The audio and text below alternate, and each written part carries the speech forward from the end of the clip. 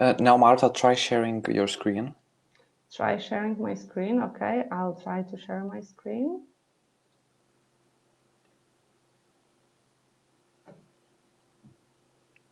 Can you see my screen? Let's wait a bit. Mm-hmm. It should load. Now, Marta, try sharing your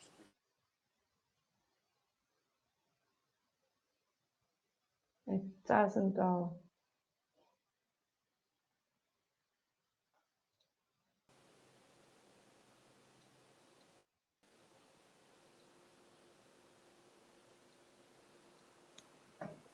So you're pressing share my screen, right? Yes, not I share am. PDF. And okay. Now I see. Okay, so are we sharing it now? Can you see my screen now? Yes. Sorry for the technical difficulties. Okay, so can I start with the presentation? Yes. Okay, I'm on. Sorry for the technical problems. I hope we'll have enough time to do this. So my name is Marta Cwalina-Śliwińska, and I'm a marketing expert and strategist, and I'll tell you today how to build a brand that consumers can't resist. The few things about me: I've worked in Mars Incorporated on the brands such as M&M's, Snickers, Twix, and Mars, Pedro Whiskas, and today I run my own strategic marketing consultancy company, and I work with such brands as Uber or The Color Run or any others that you can check on my website. So let's go into the meritocratic aspect. By the end of this talk, you will know how to build brands consumer love. What is the difference between salient versus awareness? What are the distinctive assets and how to use them? Why mental availability is so important for your brand and how to use physical availability to build your brand, and why penetration is king of all that you need to know about brand building. So what if you think about the brands you can't resist? Unfortunately, I cannot see the chat now, so I will not see your answers, but answer it for yourself. So this will you'll have this example. So what are the brands we cannot resist?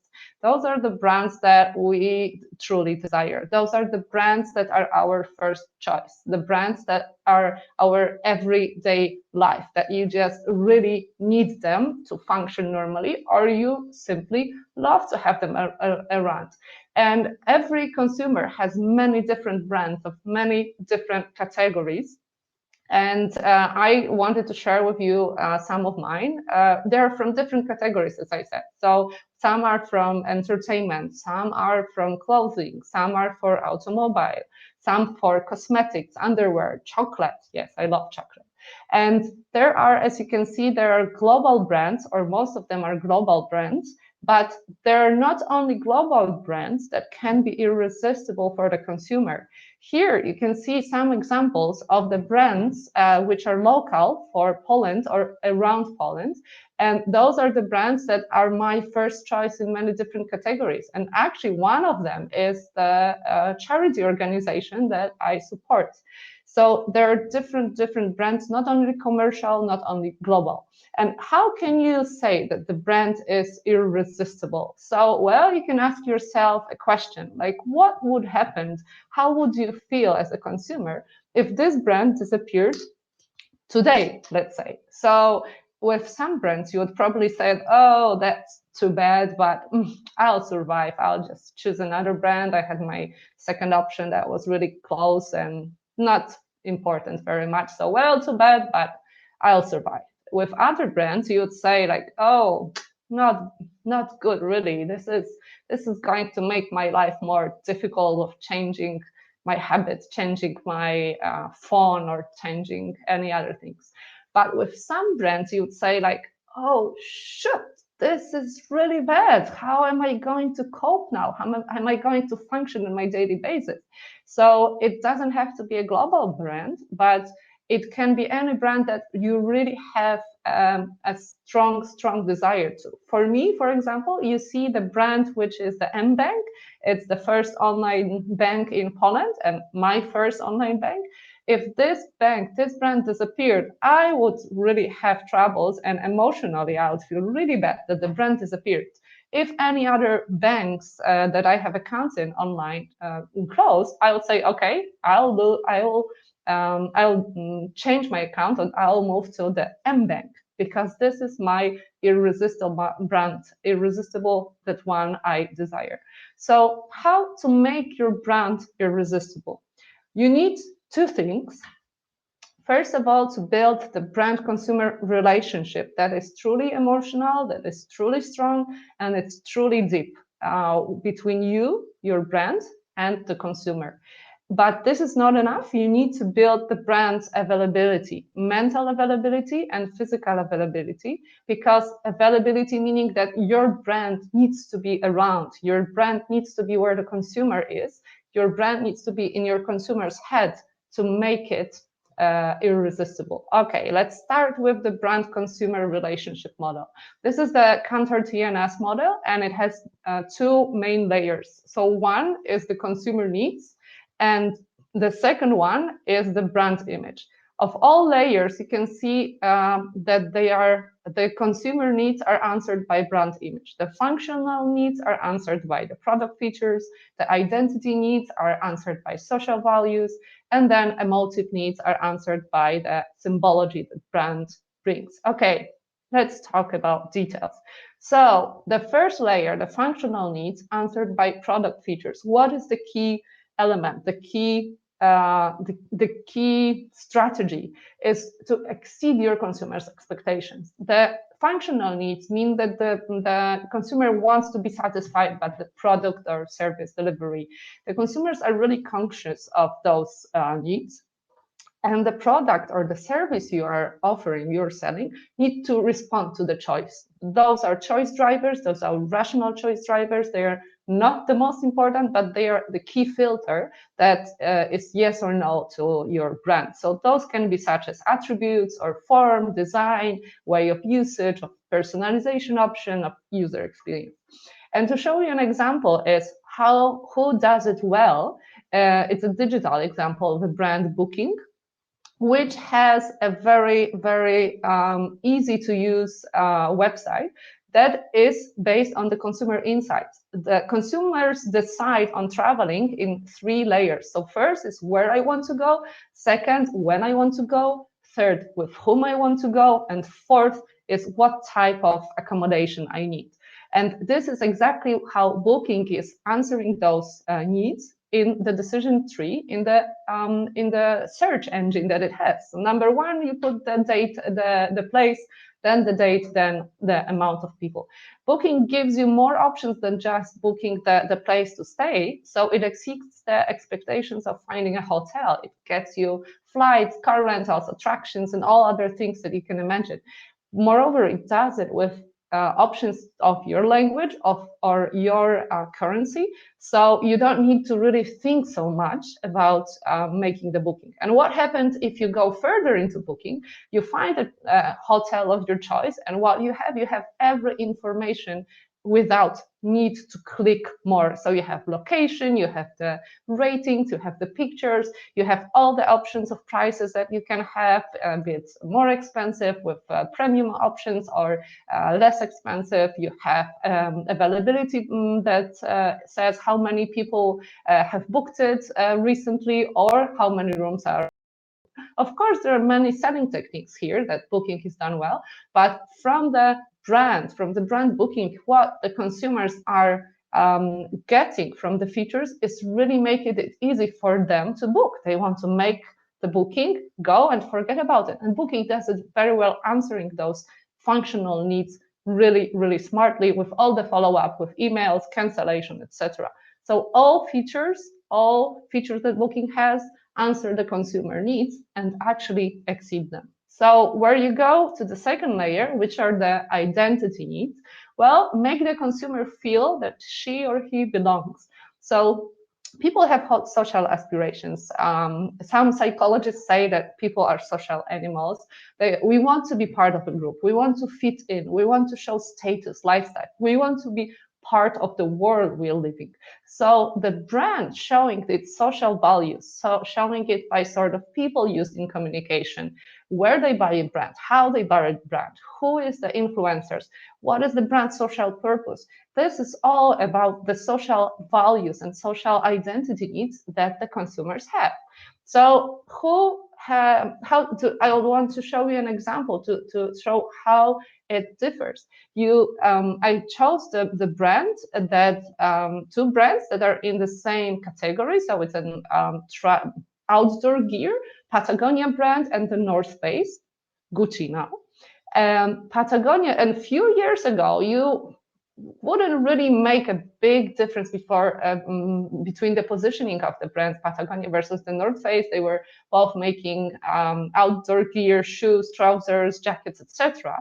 But today they have gone in very, very different positioning, very different communication style, very different people they use for their brand's communication, so that it's easy for you as a consumer to say, okay, with which one you want to identify, which part of the group you want to be. Would you like to be of a group people that uses the used gear, as Patagonia is now really focusing on, to be really friendly for the earth, use the worn wear. They get the used wear from the consumers. They make it looking good again. They clean it and sell it again for around $80 a jacket. Or you would rather be identified with the brand such as the North Face Gucci, who shows celebrities having gold thieves that are selling the sweatshirt for over €1,000, that the communication style used, as you can see on the pictures, is totally different. And the better the positioning is, the more direct or more unique the positioning is, the communication style is, the easier it is for the consumer to identify with your brand. If you fail to do it, if you fail to show what kind of social status people have with your brand, then it's very difficult to build the brand-consumer relationship. So the third layer of it is the emotive needs and the symbology. Well, here the challenge is that the consumer express who she or he really is. So the emotive needs, the emotions are behind all the decisions that we made. Doesn't depend if we buy a chewing gum who costs like 50 cents or we buy a car that holds $50,000.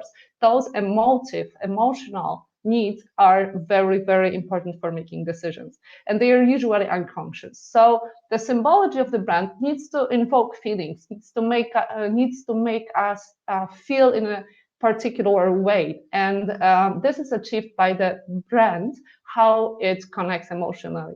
A good example of this is who does it well is the Mini communication and emotional visual aspects, and everything that Mini offers of all the layers, the functional, the identity, and the emotive ones, are really bringing the brand to the close consumers with all the features like personalization, that you can choose every element of the car, not only the color of the outside, but the color of your mirror, the color of your front seat, the color of your back seat. So this allows you to identify, to express yourself as the personality, who you are, how you would like your dream car to look like, and what options you have to express yourself as an individual. So brand-consumer relationship as the heart of the building your brand. And if you have this model, then it's really good starting point. If you don't have this model, contact me. I can easily help you with creating it for your brand, so that you can then go and further with your brand strategy. So brand-consumer relationship model. The second thing that is important is not only to make the model and have it on the presentation point or have it in your computer on the storage. You have to make the brand available. You have to make the brand visible for as many consumers as possible, for millions of consumers if it's if it's only possible. So there are two pillars of the strategy, how to make your brand available, and it is done by the Aaron Van Bass Institute of Marketing Science in the University of Australia. So it goes with two basic things. Memories are fragile, meaning that every one of us has forgot something that is also important. So how many of you have forgot where you parked your car when shopping? I'm sure that many of you have done it. So if you forget about your car when shopping, where you parked it, then it's very much more probable that you also forget about the brand when shopping, right? So you go to the store, you wanted to buy something, but you forget about it. So mental availability is the making your brand, the consumer think of your brand when shopping, right? So this is something that you need to do with communication, with as many communication options that you have to constantly remind your consumer about your brand, to have it available, to have it in his head when making shopping decisions. And the second pillar is the penetration is king, meaning that the more people buy your brand at least once, the more your brand is growing, because you have better options to grow your brand with the new customers than with the loyal customers or repeating purchase, because there are more than 7 billion people in the world, and the more people buy your brand at least once, the more you grow. And for that reason, you need to have your brand available where the consumer shop, because it's not enough that consumer knows or thinks about the brand. Here I have the M&M's example, that brand I was taking care of when in Poland. So it's not enough for the consumers to think of the brand when shopping, because when they go to the store and the brand is not there, it's not available, they will simply not buy it. So make the brand mentally available in the consumer's head and make it physically available in the stores. It's not important if it's online or offline, it needs to be there. So with the mental availability, there are four key elements. It's the salience, the consistent memorable messaging, so using the media where you communicate your brand, cultivating the distinctive brand assets, using that, and building category relevance. I will tell about the two things today, the salience and the distinctive brand assets. So how salience differs from awareness. I wanted to make the poll of this, but as I cannot see the polls and I cannot see the chat, I'll just ask the questions and please answer those questions for yourself. So how many of you know where Scotland is located on the map? This is the Digital Marketing Conference Europe, so probably most of you know where Scotland is located, if not really precisely, so at least you know that it's in the United Kingdom. Second question, how many of you know where the Maldives are exactly located on the map? Well, probably not as many of you as those who know where Scotland is, that you can fly to Maldives from India. It's the southwest of India. But awareness, and this is awareness. How many of you know where Scotland is? How many of you know where Maldives are? This is awareness. But salience is a different thing. Now a question, how many of you would like to spend your dream vacation in Scotland, and how many of you in Maldives? I can bet all my things that most of you would like to spend your dream vacation on Maldives. And this is salience. This puts Maldives in the context of shopping, of purchasing in the context. I need to go to vacation. I need to choose the offer. I know Scotland much more. I'm aware. I've heard about Maldives, but awareness is not enough. Salience is the key choosing point. So you want to make your brand relevant to the category, relevant to the shopping decisions. So salience is more important than awareness. The second element of the mental availability are the distinctive assets, and distinctive assets need to have three elements. So first of all, they need to be unique for the brand. Second of all, they need to be famous and well known. So many people need to know what know them, recognize them. And the third is that they have to be recognized at once. It cannot be that someone looks at elements of your brand and is not really telling him anything. So those three elements are key important. And I'll now tell you the elements. So again, here I wanted to take the questions or use the chat, but as I don't see it, I'll just tell you what it is. If we take the Rittersport, what are the distinctive assets? What are the things that are unique for this brand and are very well known? Well, first, probably it's the logo. It's the square logo that it's on the chocolate. But second, it is the shape of the chocolate. Most of the 100-gram chocolates are rectangular, but this one is square. So this is one of the distinctive assets that Rittersport is using, apart from the logo. The second one, example, Milka. What distinctive assets it has? Well, one is the logo again. The second one is the brand, hero. So it's the Milka cow. The third one is the Alps in the background, as Milka is done with the Alpine milk chocolate. And the other one is the violet color, like the Milka violet. If you see this color, you would probably think of Milka, even if it's not in the context of chocolate, because this is a very unique color and it's very famous, and you recognize it at once when you look at the brand or when you see it. Again, another example, McDonald's. So one of the distinctive assets is the M arches for sure. Second one, I put it on green because McDonald's went green in some countries. I don't know if it went green globally, but then it is not as strong distinctive asset yet because McDonald's was always on the red background. So red background was the most distinctive asset of McDonald's. But another element is the slogan. So I'm loving it. It's again a registered trademark. You cannot use it to other brand, but registered or not, it needs to be famous. It needs to be attributed to the brand. So if I see I'm loving it, I don't think of Burger King. I think of McDonald's. Then it is a distinctive asset. Another example, Michelin. This is the brand hero, the logo, the colors. Another one is the Whiskas, which has many elements, the color, the brand hero, the cat, which is the same in our commercials, the name, and the graphic element of the brand. There another distinctive asset that you can build and use is the font. So here it is for visibly fairer skin. The font is used for Nivea, from the Nivea logo. And if you see it many times, you can recognize that it's a Nivea ad, even if you don't see the logo very well. Another option, another distinctive asset is the communication style. So here you don't really have the full Red Bull logo. You have the Red Bull name, you have the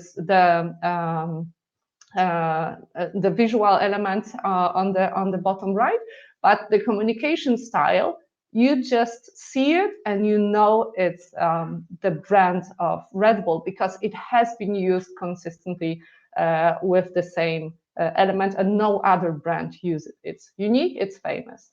And the last one I wanted to talk about is the sound, because some of the brands have the sounds that is also unique and distinctive for them, which is an example of Metro-Goldwyn-Mayer, the roaring lion, or the Nokia tune. Well, the Nokia brand is not doing very well now, but the Nokia tune, I'm sure, is recognized at once. So what you do when you have all those distinctive assets that you check for your brand? So is it the logo, the color, the communication style, the graphic elements, the shape, the sound, you name it, you choose it. Then you can put it on this grid and check whether, in your own opinion, it's unique.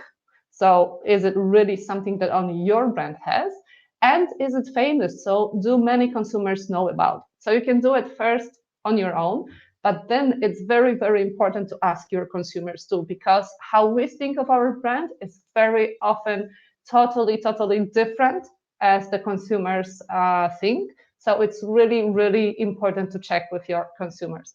And if you have the asset that make it a, I don't know, a logo or a color that is unique and famous, you use it. You use it in all communication. You use it in all consumer touch points. You use it in every time consumer meets your brand, because then if you don't use it, you can lose it. You can simply, consumers can forget about it. I mentioned about the mental availability. If you don't use it, consumers forget about it. And then it would be not so easy to distinguish, to spot, to recognize your brand at once. And this is what's important. If the distinctive asset is unique to the brand, but not very famous, so you have a very, very beautiful, unique logo, or colors, or sound, or anything, but nobody knows about it, well, then you can invest, you should invest in it. Invest in it, because if it's unique, and then you make it famous, then it's your best brand asset. The third group is if something, some of the asset you think is a distinctive asset, it's not really unique to your brand, but many brands use it. For example, a color. Then if it's famous, that's even worse. Let's make an example. If you're in a tea category and you decide to launch a new tea and you choose the yellow color, what would you think would happen? Well, the color would probably be attributed to Lipton, because the Lipton tea is yellow. So if you start your tea and you think of a color, avoid the colors that are not unique to your brand, even if they are very famous for tea, because then consumers would think not of your brand, but of the competitor. And if you have the distinctive assets that are not unique or not famous for your brand, ignore them or try to test them, right?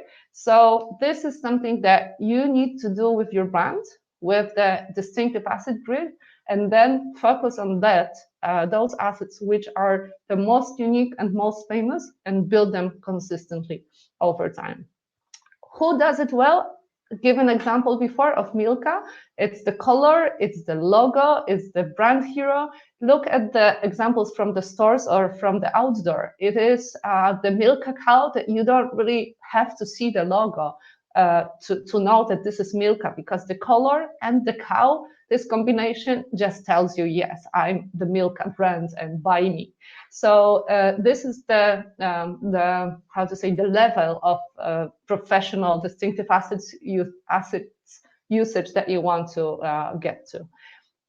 And I mentioned before, consistency over time is absolutely crucial. There are two examples here of the BMW logo, which is a distinctive asset of the brand that hasn't changed much in over 100 years, right? It has changed, of course, it has been modified, modernized, but the key elements are still the same, so that the consumers don't have the trouble to think, or is this the BMW logo, or is it not? Like, we have different examples of other logos that change so much that consumers are lost. Well, Pepsi is one of the classic examples. It has changed the logo so much that it's just not doing them well. Another one is, I talked about the shape of Ritter Sport. Here is the Porsche 911, which is design, and it hasn't changed much over 50 years, or now 60 years, right? So when you don't probably need to know what is the brand logo of Porsche, but if you see on the street, you will know that this is a Porsche, and this is a brand distinctive asset, unique, famous, and recognized at once. As we have very little time, I'll just go with physical availability for just one element, is the relevance. And relevance of the physical ability means that your brand has to be relevant to the consumers. I'll give you as an example. When I was taking care of M&M's brand in Poland, we knew from the global insight that 60% of the M&M's brand is consumed at home, and people put it in the bowls, they share it with others, they consume in the common time together with the family, together with their friends, or just, you know, enjoying some activities at home.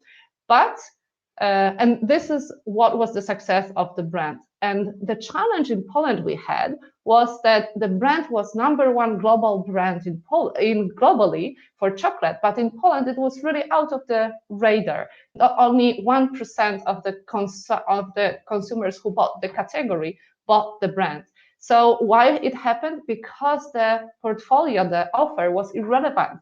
As you see, people globally use the M&Ms at home in more quantities, but in Poland we're focusing our distribution, our communication, all our brand strategy on the small pack. People just said, well, it's not relevant for me because I want to use it at home with bigger quantities and to share with friends. So what we did in Poland, we changed our focus. We made the offer relevant for the consumers. We focused the distribution, the whole physical availability of the product. We focused on the bigger packs and we added the mental availability to it. So we changed the communication, we changed the type of communication. We made this mental availability all year round with the commercials on TV, on internet, digital. And from the context of 85% people knowing the brand and only 12% buying the brand, we managed to triple the brand in few years. So 3 times the sales value, 3 times the market share.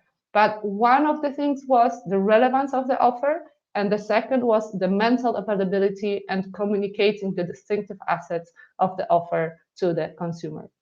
Why is it so important to have this mental and physical availability all year round, all the time? Because of the leaking bucket that is the case of your consumers. So what does it mean? It means that consumers are pouring to your brand like water to the leaking bucket, but they are getting out through the holes. So some consumers get to your brand, but then stay for some time and they leave. But you need new consumers all the time to make your brand full or to make your bucket bigger. So this is why penetration is the key element, to make as many consumers buy your brand as possible, because only then you can your brand can grow. And this is not just a theory, because it is a very, very well checked strategy that is simply evidence-based marketing that was done by the mentioned Ehrenberg-Bass Institute of Marketing Science by the University of South Australia. It has been working on the biggest brands like Coca-Cola, P&G, all the Mars brands, Red Bull, Google, LinkedIn, Facebook, you name it. So this is something that you need to do with your brand. Make it mentally available to the consumers, make it physically available to the consumers, and this way you can have the brand grow. So if you want to build an irresistible brand, please contact me. And I'm available on LinkedIn and on email.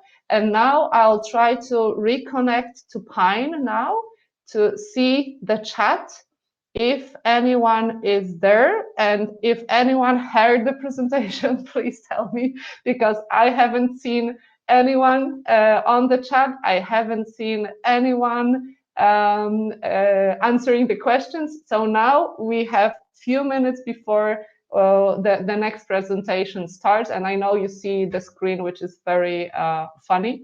But anyway, can you tell me how the presentation went? Did you hear everything? Could you hear and see all the presentation?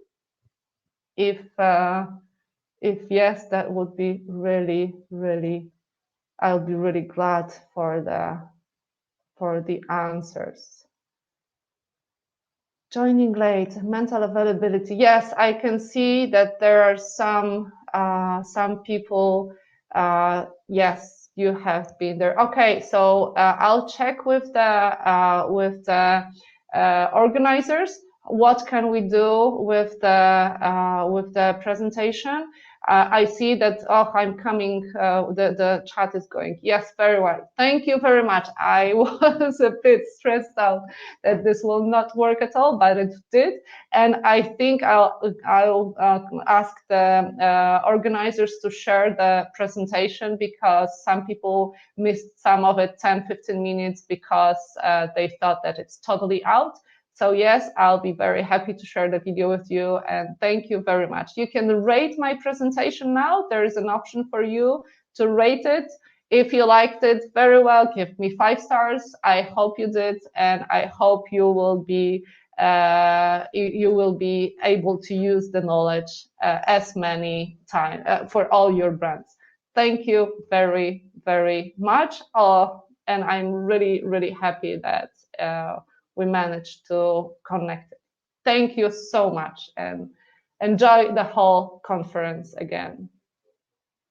And connect with me via LinkedIn. Thank you very much. Connect with me via LinkedIn, and that would be very much very easy to do. Just find my name and connect via LinkedIn. Thank you very much. I think I can now end the session, because in 1 or 2 minutes there are some other people. I mean, another session is